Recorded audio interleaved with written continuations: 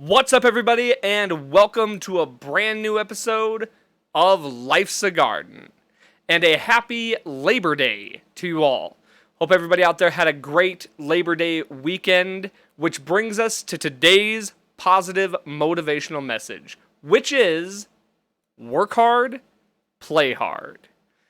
We all have jobs, at least most of us do. We all clock in. We all suffer through the drudgery that is everyday work life.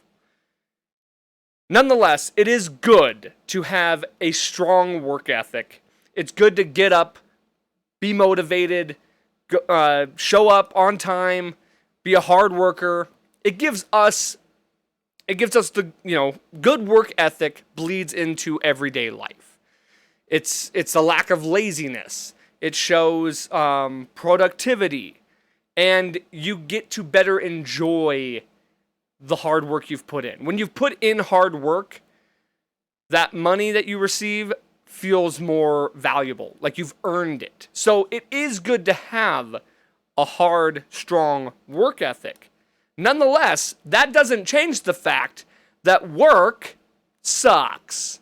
We all hate it. Every job, even if you like your job, you're going to have a time in your day or a time at your work that you don't like it. Of course, we'd all rather just be hanging out at home or just win the lottery and be able to just chill. That's the dream for everybody. Of course, I know that feeling. But that's why we got to take time to relax, to go on vacations, to take time off, to enjoy our time, because it's just hard because we feel like, you feel like you're just grinding and putting in all that work. And then you come home, you're tired, That's why I say work hard, play hard. So when you get your time off and take your vacations, that's very important too. If you have available vacation, take that shit. You gotta enjoy your time off, and you have to take time off, and you have to take time for yourself. And when you do, you play hard, baby. Go hard. Do the things you love, because we only got this one life. We're not gonna spend it all just clocking in a 9 to 5. Nuh-uh. You gotta spend time doing the things you love, going out, going on vacations. Hell, just going to the bar and watching a football game. Whatever makes you happy. When you get time off, weekends, vacation time, holiday pay, anything like that, spend it to the fullest. Work hard, play hard. And you know me. That's why we're taking off the old work garment. Because, as the old adage says, all work and no play makes Dak a dull boy. And guess what? If I could get my shirt off easier. It's playtime. And it's also time for episode 166 of Life's a Garden.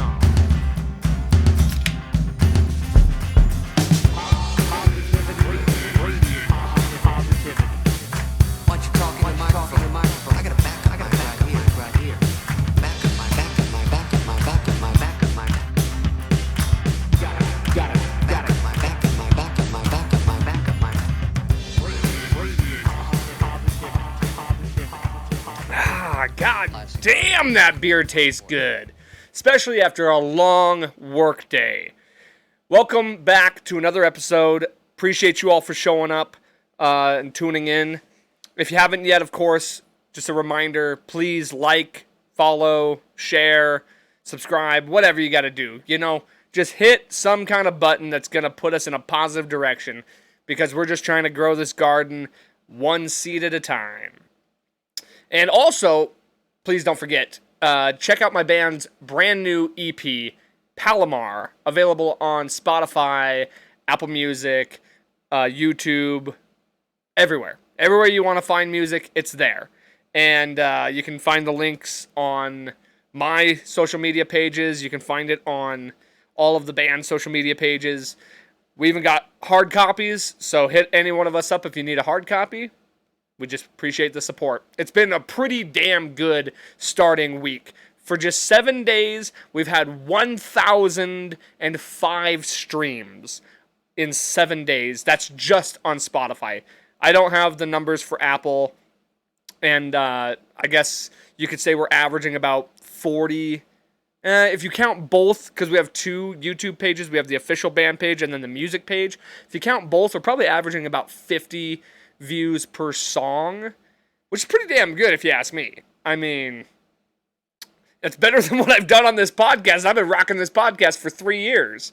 Nonetheless, of course, I do appreciate the avid listeners, those of you who listen every week. Much appreciated to that. And again, I just want to shout out all the workers. Everybody who clocks in a 9 to 5, whether you're doing it in the early hours of the morning or the wee hours of the night. You are appreciated. I'll always have respect for somebody who takes the time to clock in a shift, put in some work. Doesn't matter what job you do. I don't give a fuck if you work at McDonald's. I don't care. Like, if you're working construction, if you're doing a hard labor job, if you're doing, if you're a daycare assistant, every job is hard. Every job has its difficulties, right? Not every job is glamorous. Not every job is, you got to deal with customers. That shit sucks. Some jobs you got to work with your hands and you get worn to bits. Nonetheless, no matter the difficulty level, no matter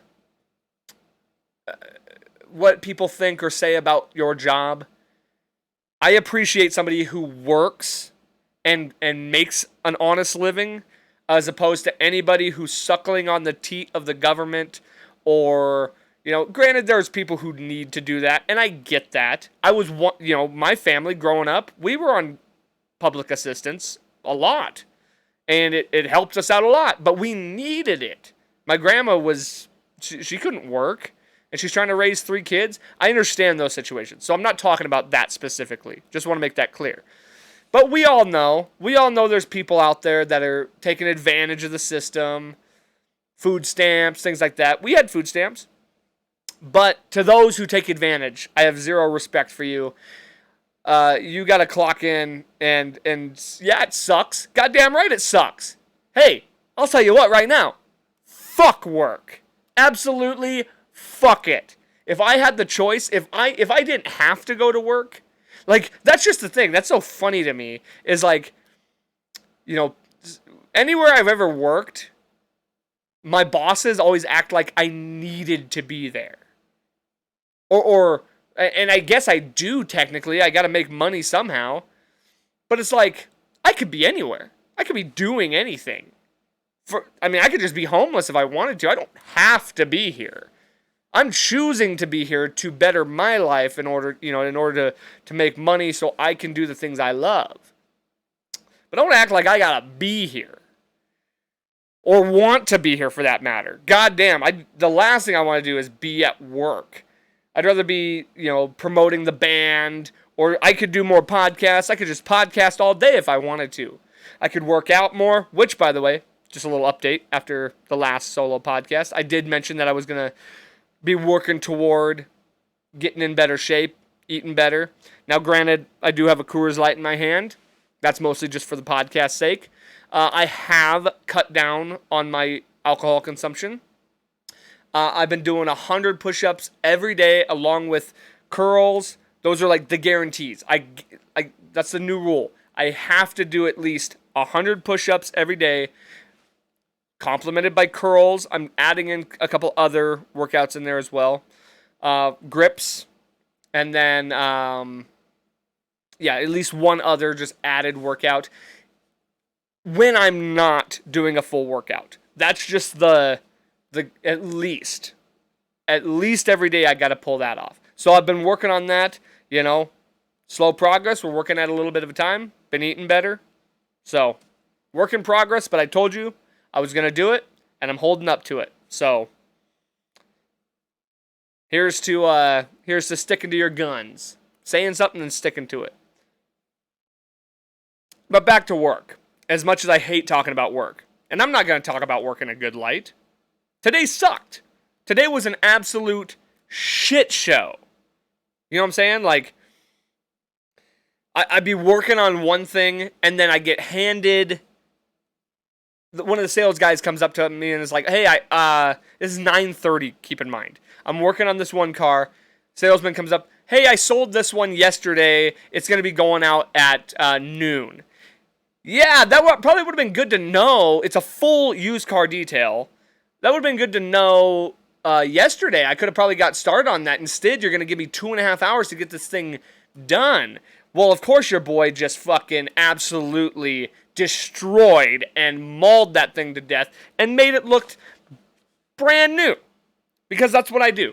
I'm pretty damn good at my job.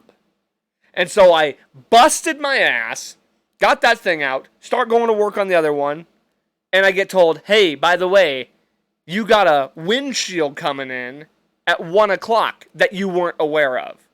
Oh, boy. Huh.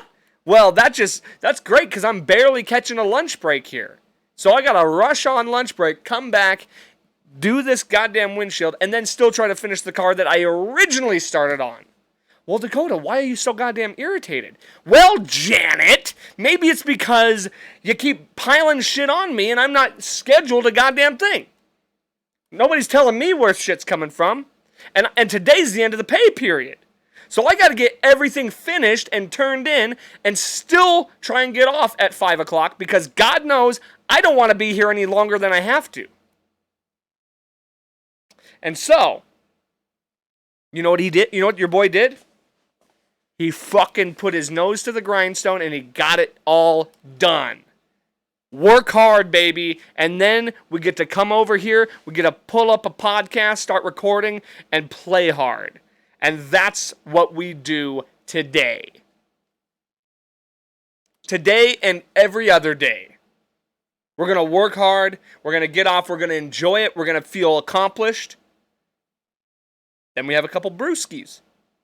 Then we go watch some football. Football is back. How about that?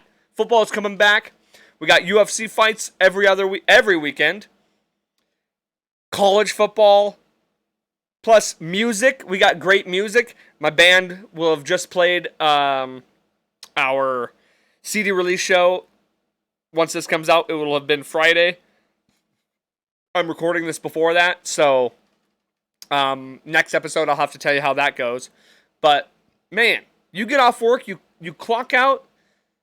Yeah, the day sucked. It sucked ass. I didn't enjoy it. I wasn't happy about it. But you know what? I put in an honest day's work, and I'm gonna get compensated for it, and I got to be grateful for that. As much as I can be bitter at everybody at work, or be bitter at my bosses, or be bitter at the job itself, hey, that shit puts money in my pocket. You ain't gonna see a dent in these pockets so long as your boy's taking dents out of windshields. That's just the way to look at it, man.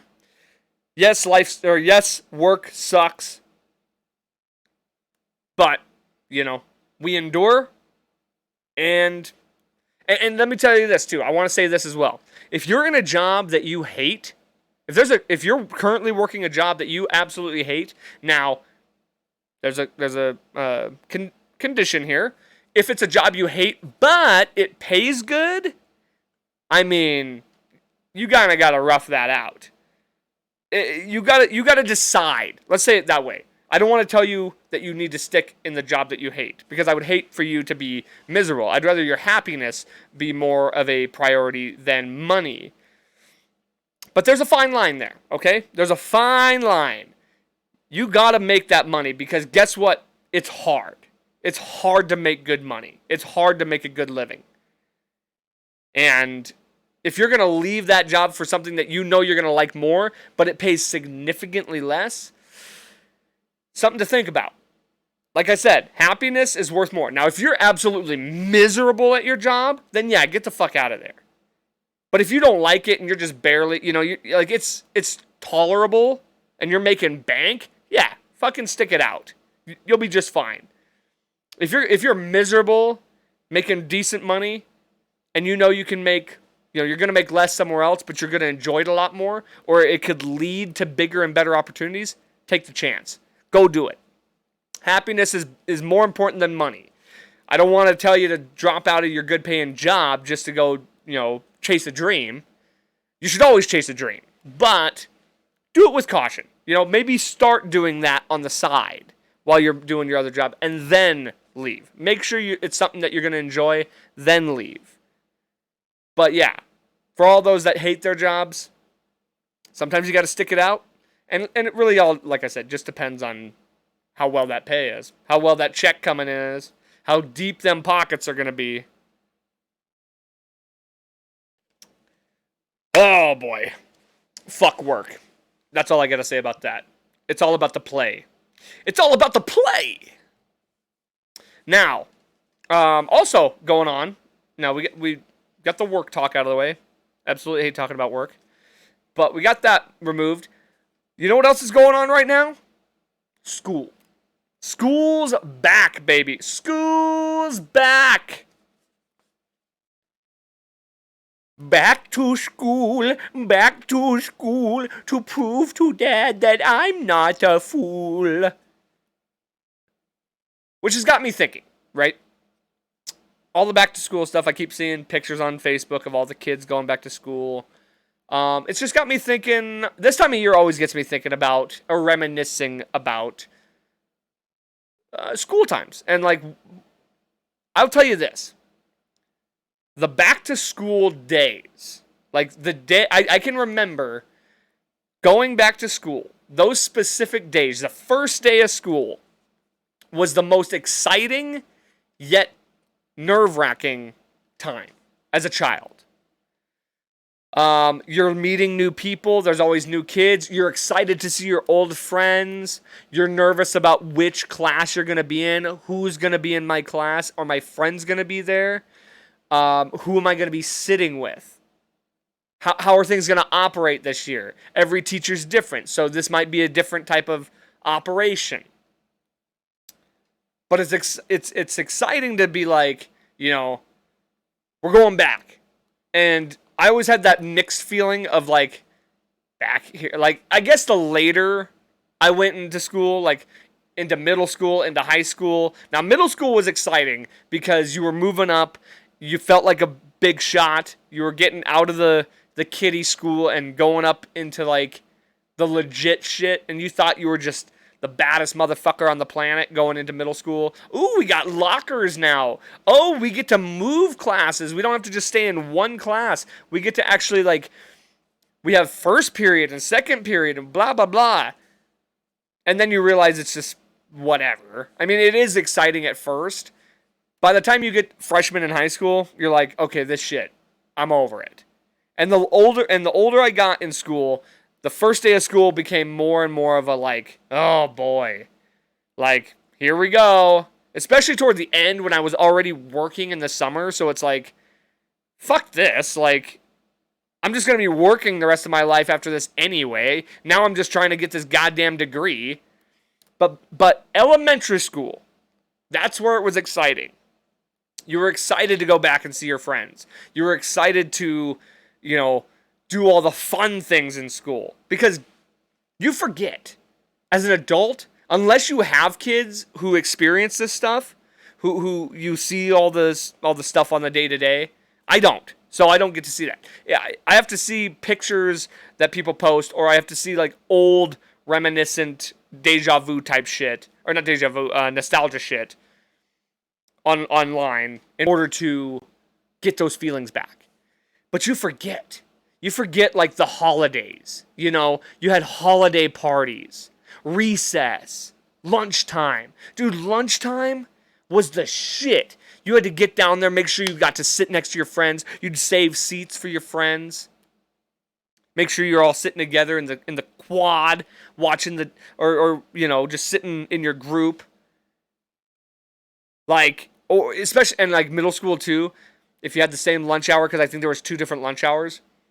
You'd have to make sure you got down there to. I guess it was 2 different lunch hours because you had 7th grade and 8th grade, so you're always with your friends no matter what. But there was always tables that you. Sometimes I think I remember right in elementary school, you had to sit into like an assigned seat, if I remember right. But middle school is where you actually got to kind of pick where you sat. You got to pick your group and sit wherever you wanted. That was exciting. But like I said, the holiday times, Valentine's Day, you make your little Valentine's Day box. You write out all the names on the different Valentines and who had the Spider-Man one and who got this crappy like dollar store thing. But hey, they put a sucker on there. These guys are cool. And my best friend wrote like the coolest one. I'd always make like the biggest Valentine's cards because they always give out different sizes in those pre-made boxes. I always gave the biggest one to the people I liked the most. This one's for my best friend. And this one's for the girl I have a crush on. And then you got like field day. Anybody remember field day? I don't know if you're from here, if it's just a local thing or if it's everywhere. Toward the end of the year, you do field day. And it's just basically a full day of play. It's a full recess day. You got stations around the yard, around the playground area. Different stations, like this one's the dodgeball station, or this one's the sharks and minnows station, whatever. And you just go around, and then you got the big parachute. Y'all remember the big parachute that you fly up in the air and everybody sits under it, and you make a big dome, or the scooter things that you run your fingers over with. Man, the good old days. Ice cream social. Y'all remember Ice Cream Social? You get your family to come, and everybody's like, this is my mom, this is my dad, this is my... I didn't have either of those, but it's all good. Oh, this is my uncle, this is my grandma. But it's like, it was just cool. And Mom did come to a couple of Ice Cream Socials before the old clink. But they're fun, man. You show up on Halloween dressed in your Halloween costume. Show and tell. How cool was show and tell? Dude, elementary school was the shit. I'm telling you right now, yeah, we had to learn a thing or two here and there. We learned how to read. We learned how to subtract and add and fucking how to zip up our zippers and piss in the pot, Like, we learned all that stuff. We figured it out. Nobody cares about that. Nobody remembers that. Like, granted, it did help me in life a little bit. But, man, those aren't the memories. The memories are the cool shit. The book fair, right? Wasn't that a thing? Was it called the book fair? You go down to the library, you check out all this stuff. Man, Animorphs. Oh, they got the new Animorphs. Bro, all that shit is what I remember. And you don't get a whole lot of that. Like, you get a little bit of that in middle school and high school, but not like elementary school, man. Elementary school was where it's at. Field trips. You want me to get that thing signed? I'm getting that shit signed. We're going to the zoo, or we're going downtown. What, dude? I remember one. I think I told this story once. We went on a field trip downtown to Billings, and took the city bus. Like, I think it was, I don't know. It seems so weird. Why wouldn't we just take a school bus? But no, they made us take a city bus. That was so bizarre. And one time, I remember, I don't even think it was a field trip. I think it was somebody's birthday. It was a friend's birthday party, and I was in elementary school, and they needed permission slips, if I'm not mistaken, for some reason, for people to go. And it was, whatever this party was, we went on a hay bale ride from my school all the way to Riverfront Park, and then we just hung out in Riverfront Park. Like, I want to say it was somebody's birthday, but it might have been a school field trip. All I know is I didn't have my permission slip, and I got it done at the last second. I literally was running up to the hayride, crying like, I got it, will you please let me go? And I got to go. I got shit done. I got shit taken care of. Now, another thing I gotta point out, especially, we're talking about Labor Day, we're talking about people who work. Dude, let's shout out the teachers. Teachers, for one, do not get paid nearly what they deserve in this country. Not even remotely close. And it's hilarious to me that, You know, people who work at fucking McDonald's and like I said, we respect you. We appreciate you. We appreciate the hard work. They're complaining about their hourly wage. Whatever, that's fine. You're allowed to complain. But when you think about what teachers make, and these are the people who are expected to mold the minds of the future generation. These are the people that are that are responsible. Teachers are the ones who are responsible for making sure the future generation knows how to read and write and become like members of society, like productive members of society. They teach you manners, they teach you shit like that. And they don't get paid nearly enough. I'll tell you that right now. So, huge shout out to teachers all across. Yes, there's some good, like there's a lot of good ones and there's a few bad ones. You're going to get that in every profession.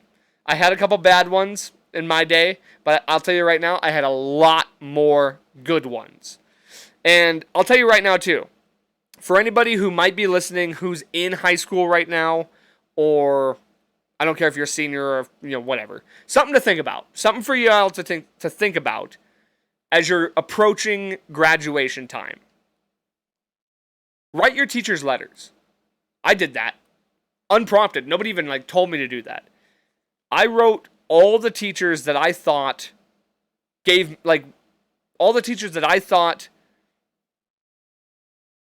were just the best. The ones that really made an impression on me. Whether that was in the classroom or beyond that. I believe I wrote 8 to 10 letters. Now, did I use a computer? Did I handwrite these goddamn things? Hell no. Because even today, I can't spell for shit. And my handwriting is beautiful. I'll tell you that right now. But my grammar and my spelling is shit. You think one of those letters I wrote was to an English teacher? God damn no, because I didn't learn a thing in those classes. They make you do 4 years in high school of English. And as the great Hank Hill once said, damn it, boy, you speak English. I speak the damn language. 4 years, I still didn't learn how to use a semicolon properly. The only reason I spell the way I do is because I got autocorrect. So, why are we doing 4 years of literature and an English class and only half a semester or half a year of government? How come you don't have a fucking how to do my taxes class, or how to balance a budget, or how credit works? Let's have those classes, huh?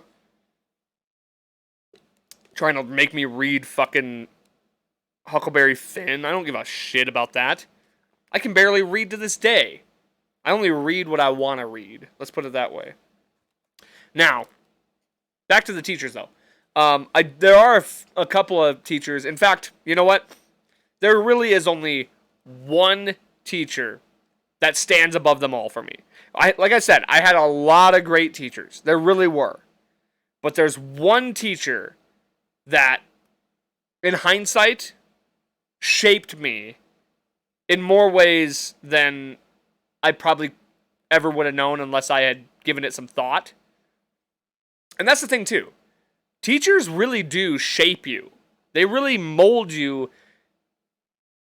sometimes in ways that you're not even aware of. And this is one of those, this is the only teacher that I can really credit with that. And his name is Mr. Lapke. Dean Lapke was my 4th grade teacher. My first ever male teacher. And I think that had a good impression on me. The fact that, I didn't really have a lot of father figures at that time in my life.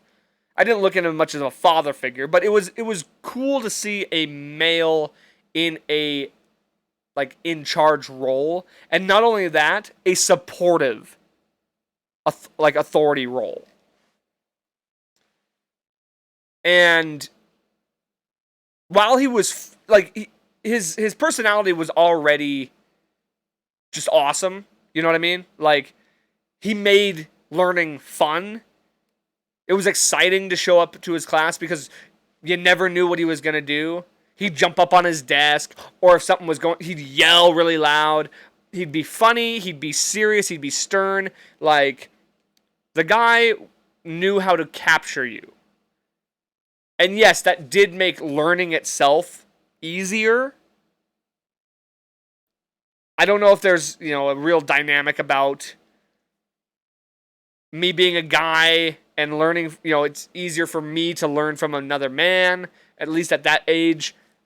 I'm not going to go into that psychology of it because I don't know if that's true or not. But his personality really was captivating. And it's true because a lot of students loved him. So it's not just me.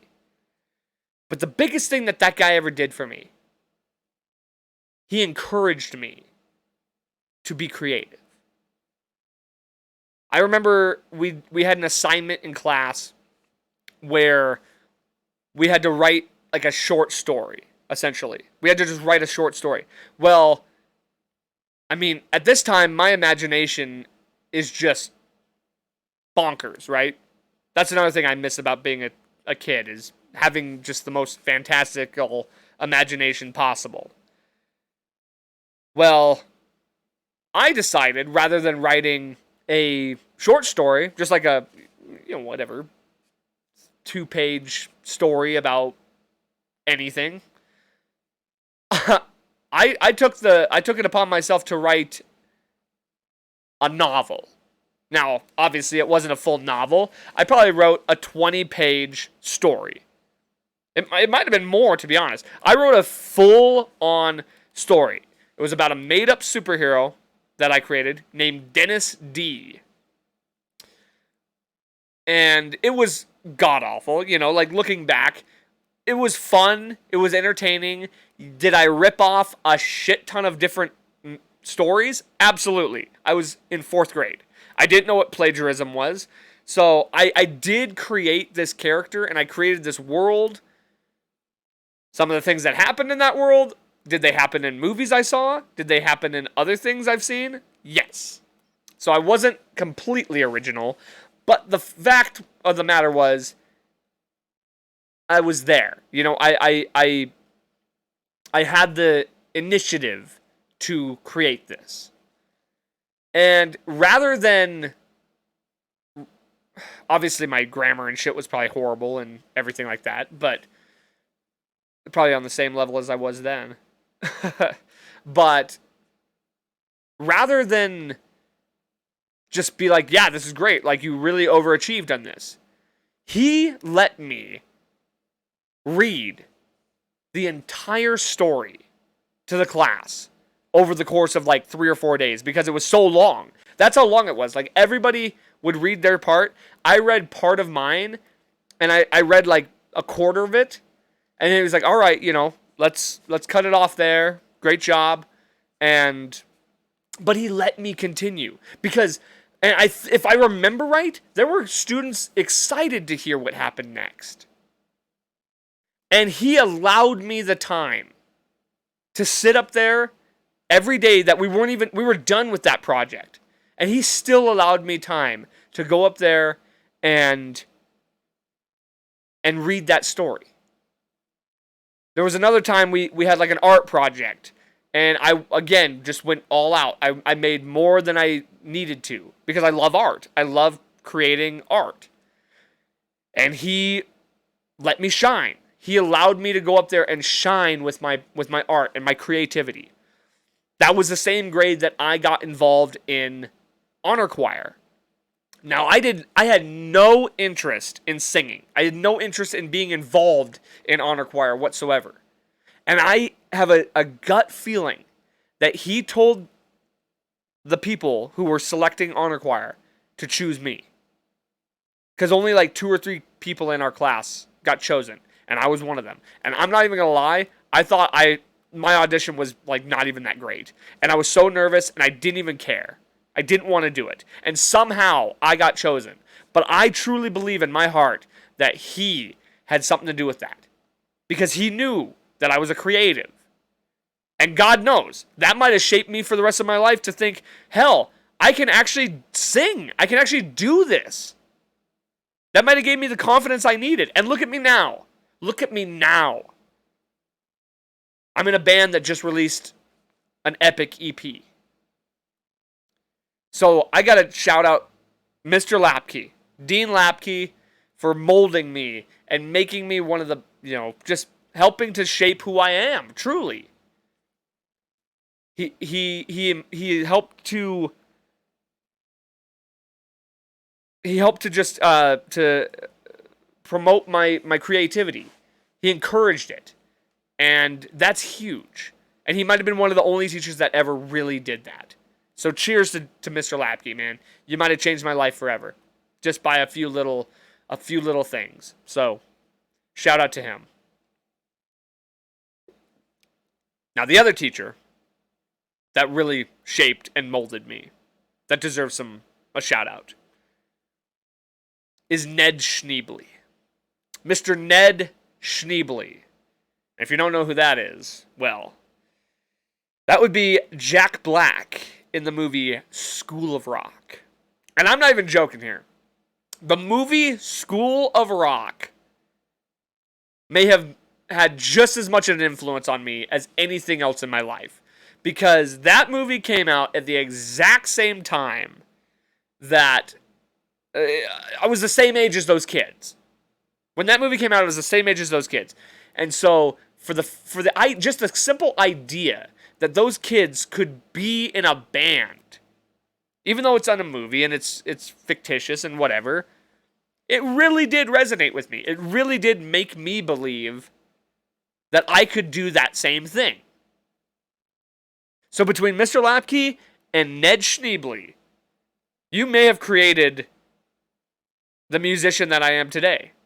Truthfully. Shout out to Jack Black. I mean, what an awesome movie anyway. One of my all-time favorites.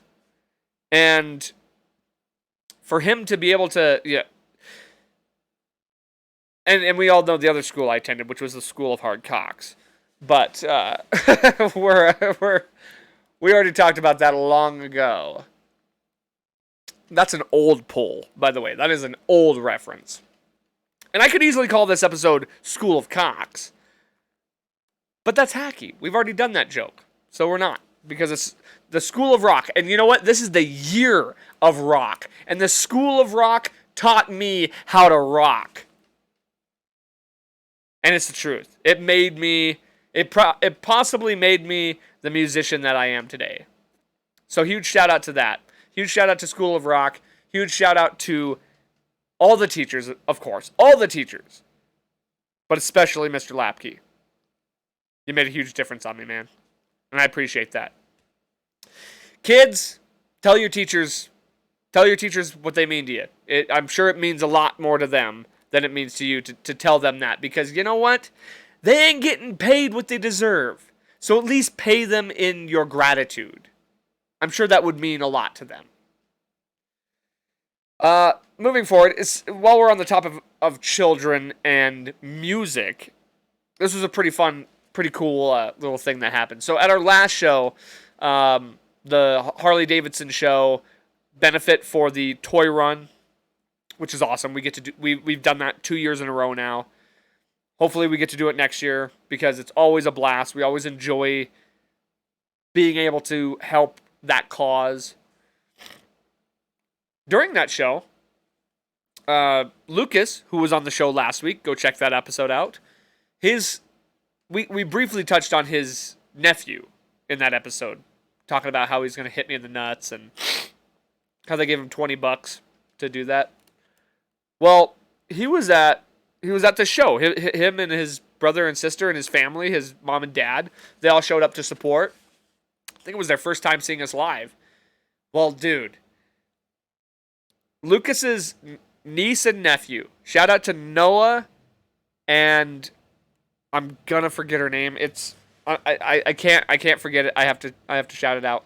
I wrote it down, so I am going to remember it right now because she deserves a shout out just as much as Noah. Her name is Mariella. Shout out to Noah and Mariella. These two kids were standing front and center, just rocking out. They're jamming out. They're having a blast, having a great time.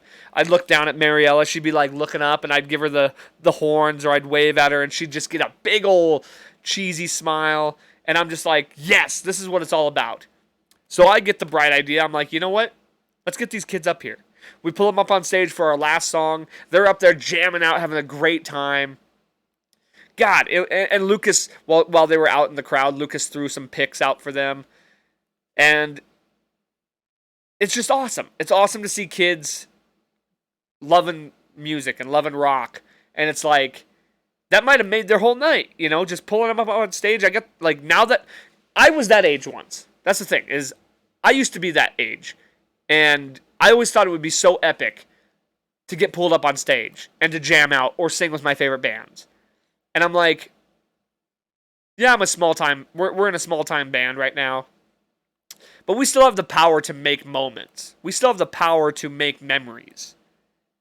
And I was like, this could be a core memory for these kids. God knows. I look back 20 years now and realize the impact that my 4th grade teacher had on me. God knows what impact that might have on those kids. Just getting them up on that stage. Maybe they'd never even been on a stage before. And then we gave them stickers. Noah ended up winning one of the silent auction bids, which was the Road Dogs made sure he won that. It was a Nerf gun set, so they made sure he won that. I'll shout out Landon too, the other nephew, who didn't get to come on stage with us, but we'll make up for that. We'll get him up there at some point.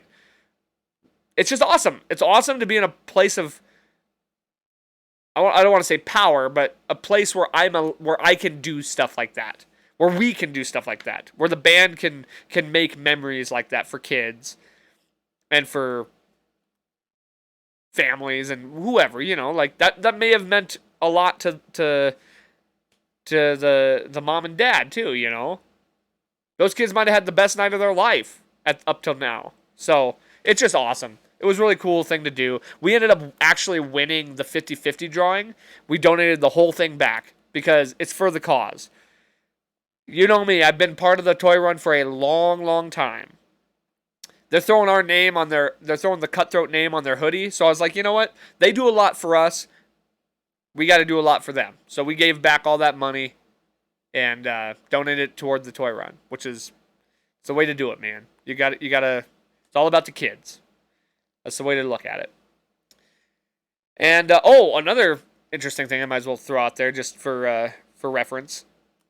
This is kind of funny. We dedicated a song to my dad, our song Outlaw, because that's kind of our biker anthem at this point.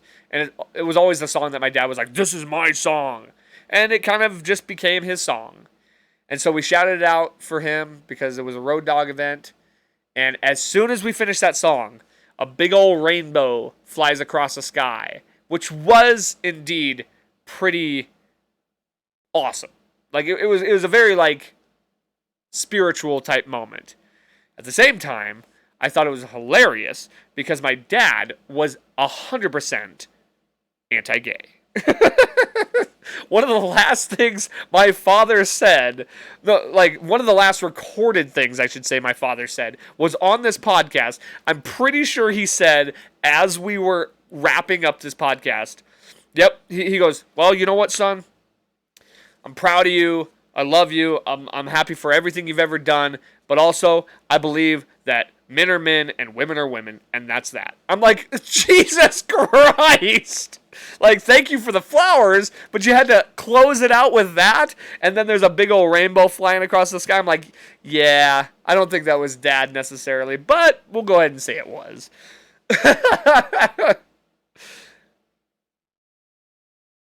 Cheers to Dad. And I just want to point out, too, this is something I kind of forgot. The release date for our CD was definitely meant to be on that day for a specific reason. It was because it was the day after my dad's birthday. And I wanted to dedicate that aspect of it to him because he was a big supporter of the band. And in all truth, we probably wouldn't have been able to make this record without him in a very, bittersweet type of way. God, I'm all stuffed up, dude. I've been all stuffed up all week. I don't know why. Suddenly, my allergies have just been kicking my ass. I've had this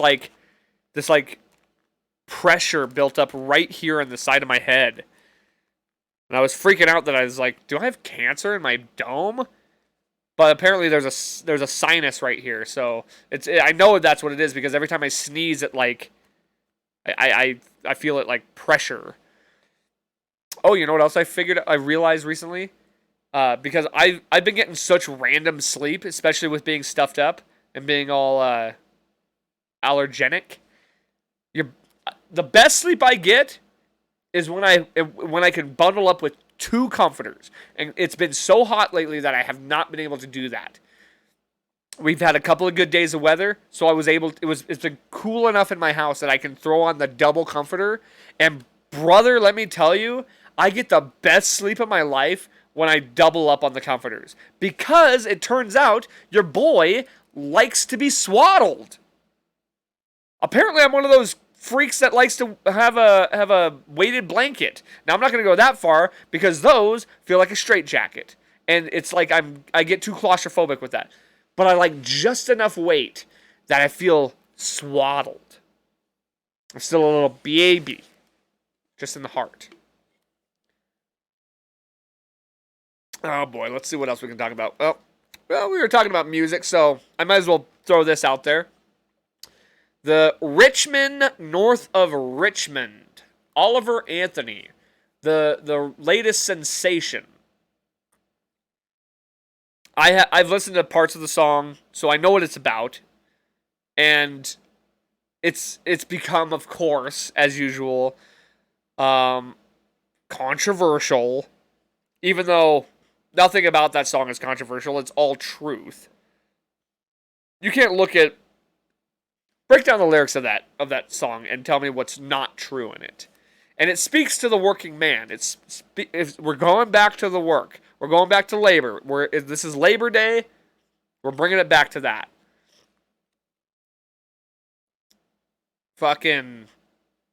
It speaks to the working man. It speaks to the everyday man. Because yes, we got people in Washington that are just cashing in the checks. And they're fucking clowns, dude. Mitch McConnell was just dozing off I don't know if he was having a stroke or if he was falling asleep, but he's going silent on the mic at the podium. We talk a lot about Joe Biden and his faculties failing. He ain't the only one, brother. You got, like I said, Mitch McConnell. There's plenty of delirious people and aged out people in Congress right now that should not be. These are the people that are making the decisions, that are making the rules and telling us how to abide by them, and they can't even make a fucking ham sandwich. And they're the ones cashing the checks and making all the dirty deals, and you know who suffers for it? The American people, the working man. So that song speaks to the working man because it's true. And then you got all these people coming out, oh, he's an extremist conservative, or oh, he's a leftist plant or something like that. It's like, and there's the stories about like how he rejected like an $8 million record deal, which I don't know if is true or not because God knows everything on the internet is so truthful. So I don't know if that's exactly true. I have yet to listen to the podcast with Joe Rogan, so I should probably get on that if I want more information, because that's where you're going to get some real information, because it's straight from the horse's mouth. From what I can see, he's not playing like arenas. It's just that's the power of music, bro. That's the power of music. Is how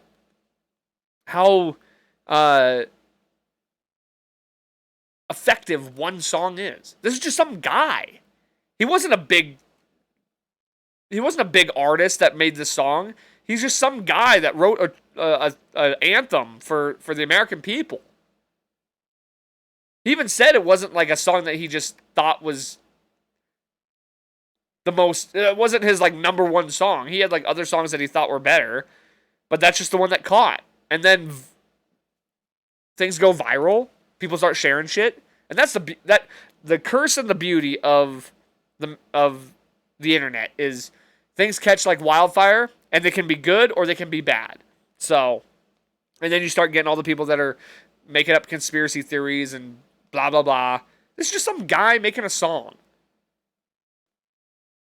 Just so happens to be truthful, and a lot of people don't like the truth. So, then they start freaking out, and it is what it is. But as far, I'll say this about the guy: good on him. Like, that's awesome. I'm always gonna appreciate musicians who break the mold, and like especially a small time musician who wasn't already signed to a record deal, just blowing up like this. That's awesome. That's so cool to see.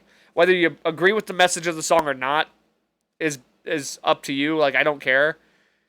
But you got to respect the fact that this guy blew up. He is talented. He's got a good voice. Has no training, no professional training, which makes me excited because neither does your boy. So maybe there's a chance for me. Maybe I could still break through. Maybe we can as a band. We can all break through. I think we could. Everything's possible. But yeah, it's exciting for this guy. It's cool. I mean, God, the guy was probably just working a 9 to 5, and now he's on the Joe Rogan Experience. What a whirlwind. What a whirlwind for this guy to, like, go from just playing bar shows and clocking in and out, and all of a sudden his song blows up, and it's the number one song. The number one song on Billboard. From an unsigned, from an independent musician. That's insane. Has that ever been done before? I have no idea. I couldn't tell you, but it seems wild to me to think that that's even possible. Also, I saw a stat that said this is the first time, I think, ever that 3 country songs have ruled the top of the Billboard charts. And I believe it's Oliver Anthony, Luke Combs, and Morgan Wallen. And that's epic. I mean, that just goes to show the state of music right now. Not just the state of music, but the state of this country and what people want to hear.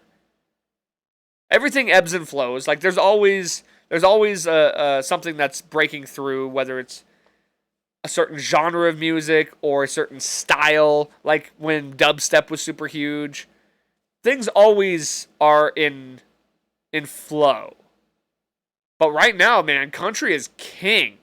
Whatever they figured out in the country market, they got it going on.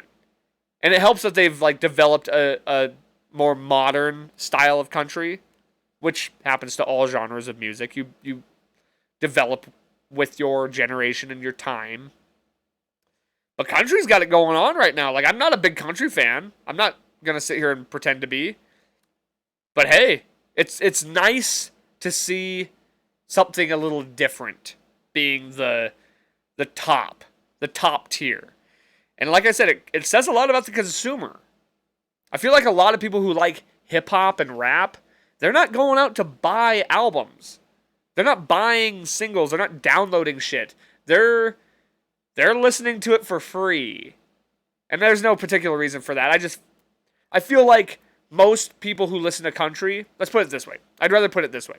Most people that listen to country are nose to the grindstone, hardworking Americans, middle America. They work on the farm, or they work construction, or they work laborious jobs, and they like having physical media. So they're going to go out and buy records, or they're going to buy the actual CD. Where I feel like hip hop and even some rock will only buy a single. They'll buy one song, they'll buy a couple songs. They won't buy the full album. Or they'll illegally stream it. And I should throw rock in there as well. Rock is kind of a mix crowd. You get a little bit of everything. But it's always so hit or miss with that. God, my fucking eyes are hurting. These glasses just pinch my nose. Maybe that's why I'm all stuffed up. We'll put them back on now. We've worn them the whole time. We're going to finish the show with them. But yeah, shout out to Oliver Anthony. Like, good on you. And then you got Lizzo out here taking her big fat fucking dancers to strip clubs and having them eat bananas out of strippers' pussies. So that I guess that shows how hip hop compares to country right now. You got Oliver Anthony, who's an unsigned guy with the #1 song in the country, and she's got fucking multi-platinum CDs, and she's got a TV show, and she's won Grammys. She's selling out arenas, and she's taking her fucking big fat fucking dancers to strip clubs and having them eat bananas out of girls' pussies. So, and you know what? And granted, that's very rock and roll of Lizzo. I'm not gonna. I have no problem with that.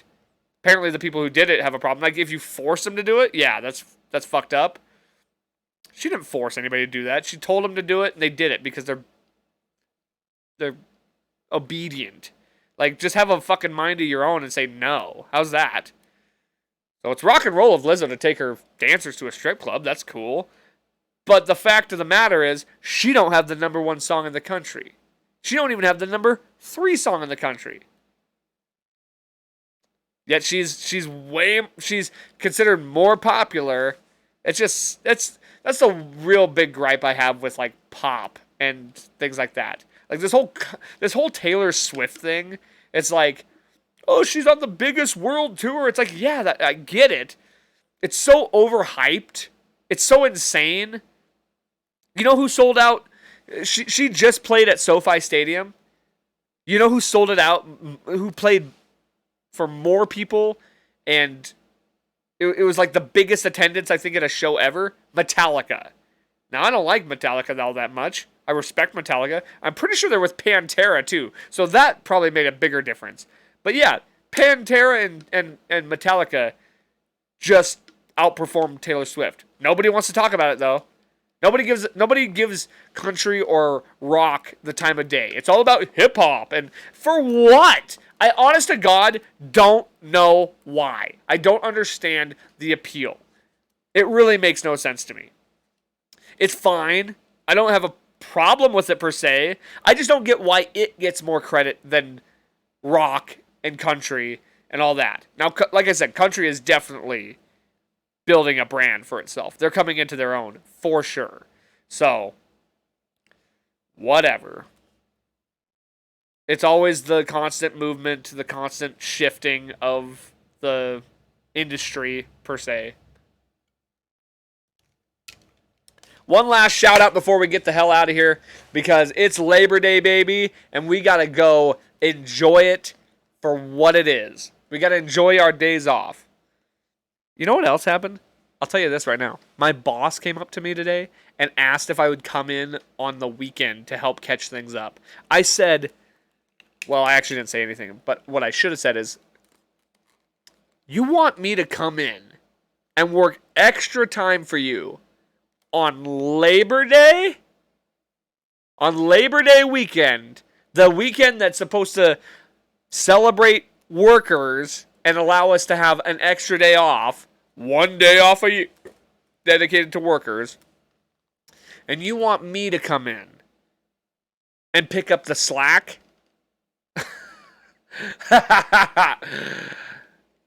Fuck off. I would if I needed to, but guess what? I don't. I know you need me to. I know you need me to come in and work. But guess what? I don't need to come in and work. And I'm not going to get fired for that either. Because it's my days off. I still love my job. I appreciate my job. Don't get me wrong. If I got days off, I'm taking them. That's just how it is. If you need things to get done, hire somebody else. I'll tell you that right now. I'll stay on. Don't fire me. I'm not asking to be fired. But hey, you need me to come in more than I need to come in. Let's put it that way. Also, you gonna be there on Monday? Bet you won't. One more shout out. We got to shout out Sugar Sean O'Malley, Montana. I called it. Your boy cashed out. First sports bet cash out in a long time. Your boy cashed out for $420. Hell yeah. Sugar Sean, the first ever UFC champion from the state of Montana. Cheers to you, brother. Big time. So stoked for you. I was going wild. I lost my mind a little bit. So that was awesome. So we just had to give a quick shout out to old Sugar Sean. And that'll wrap us up here. Hope you guys have a great holiday weekend. Hope you enjoyed your 3-day weekend. Getting back to the grind tomorrow. And then the weekend's going to slide right up real quick because we only got the 4 days. So shout out to all of you. Shout out to all the workers. Shout out to all the teachers currently and in the past. To all my teachers. Go check out Palomar. Available on all platforms. Download it. Whatever you got to do. Just listen to it. That's all we want. We just want you to listen to it. And, hey, we work hard. We play hard. So, make sure you take the time to play. We already know we gotta work. You got to make sure you take that time to play. So, get on it. But most importantly, you know it. Don't forget. Life's a garden. Dig it. Just gotta keep on